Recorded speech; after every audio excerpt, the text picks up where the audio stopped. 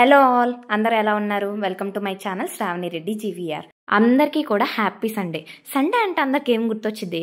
నాకైతే పర్టికులర్గా చికెన్ అంటే ఎంత ఇష్టం అంటే మా అమ్మ చేసే చికెన్ అంటే ఇంకా అంత ఇష్టం నాకు. సో ఇవాళ మా ఇంట్లో రెసిపీ చూపిస్తాను మీకు, chicken and also biryani. Welcome to Sravani's kitchen అంటే శ్రావణి వంట చేస్తుంది అనుకుంటున్నారా?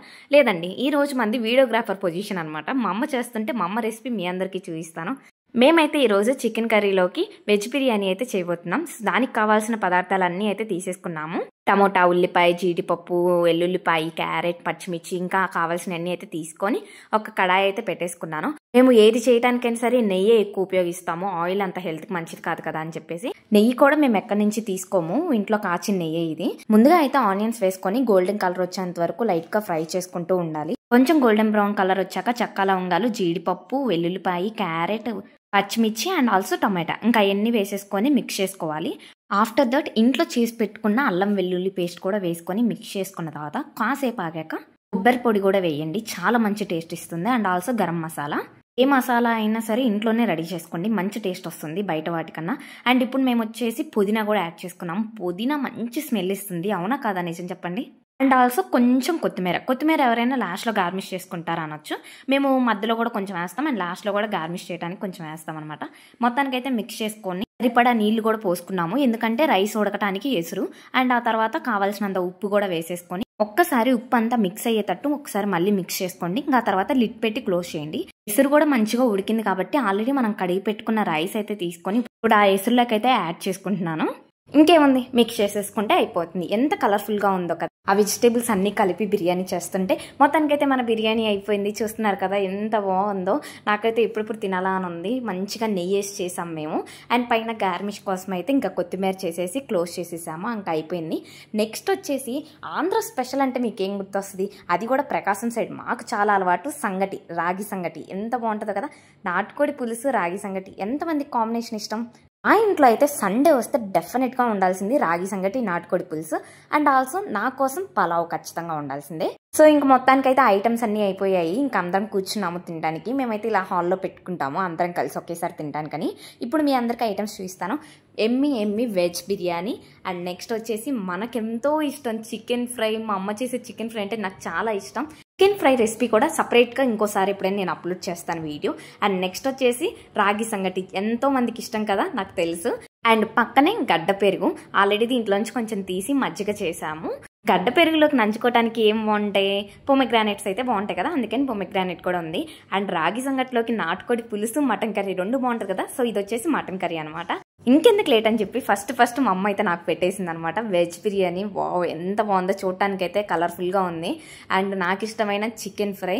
నా ప్లేట్ చూస్తుంటే మీకు కూడా నోరు ఊరుతుందా? అలా అయితే మీరు కూడా ఏం తిన్నారో కామెంట్ చేసేయండి. హాస్టల్లో వాళ్ళు చేసే ఫుడ్ తిని ఇంటికి వచ్చాక ఇలా మంచి బిర్యానీ అండ్ చికెన్ తింటే ఎంత బాగుంటుందో కదా. ఏముంది, ఈవినింగ్ అవగానే నేను అమ్మ అయితే అలా షాపింగ్కి వెళ్ళాము. ఆకృతికి అయితే వెళ్ళాము.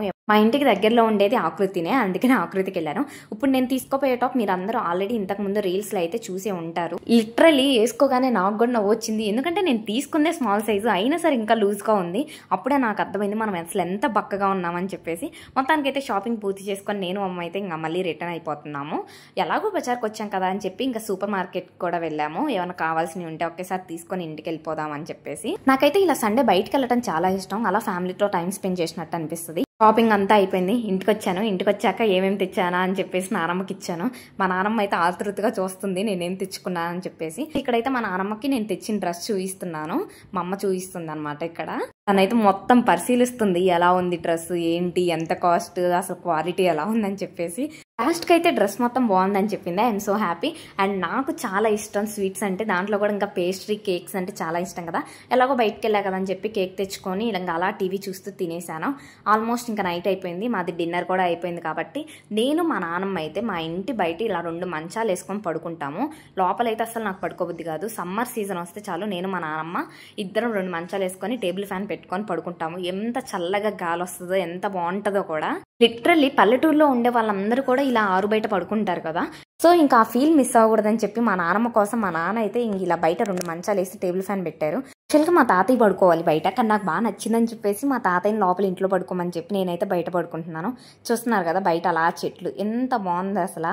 లోపల ఏసీలో పడుకున్నా కూడా ఇంత బాగుండదు. నేను ఎందుకు ఇంతలా చెప్తున్నానంటే ఒకసారి మీరే ఎక్స్పీరియన్స్ చేసి చూడండి ఎంత బాగుంటుందో. మీరు ఆల్రెడీ నా ఓల్డ్ వీడియోస్లో చూసే ఉంటే మా నాన్నమ్మ వాళ్ళ ఇంటికి కానీ మా అమ్మమ్మ వాళ్ళ ఇంటికి వెళ్ళిన ప్రతిసారి మేము బయట కూలర్ కానీ ఇలా టేబుల్ ఫ్యాన్ కానీ పెట్టుకొని పడుకుంటాము. నాకు అది బాగా అలవాటు అయిపోయింది. అందుకే ఇంక ఈ సమ్మర్లో మా ఇంట్లో కూడా మేమైతే ఇలా బయట పడుకుంటున్నాము.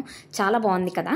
మొత్తానికైతే ఇంకా అలా ఆరు బయట అయితే కూర్చున్నాము. డిన్నర్ అంతా కంప్లీట్ చేసుకొని అందరం కూడా. నేను ఏదో ర్యాండమ్ గా వీడియో తీసుకుంటూ ఉంటే మా నాన్నమ్మ కూడా కనపడింది. అందుకే మా నాన్నమ్మతో అలా చిన్నగా ఫన్ చేస్తూ ఉన్నాను. నేను మా నాన్నమ్మ ఇద్దరం కూడా టామ్ అండ్ జెర్రీలా ఉంటాము. అంటే నాకు కొంచెం ఇసుకిచ్చడం ఇష్టం మా నాన్నమ్మని జోక్గా ఆడుకోవటం కూడా. చాలా బాగుంటాం మేమిద్దరం, మా కాంబినేషన్ బాగుంటుంది. ఇంతేనమాట నా సండే అయితే ఇలా గడిచిపోయింది. మీ సండే ఎలా ఉందో నాకు కామెంట్ చేయండి. Please like, share, subscribe my channel. Bye guys.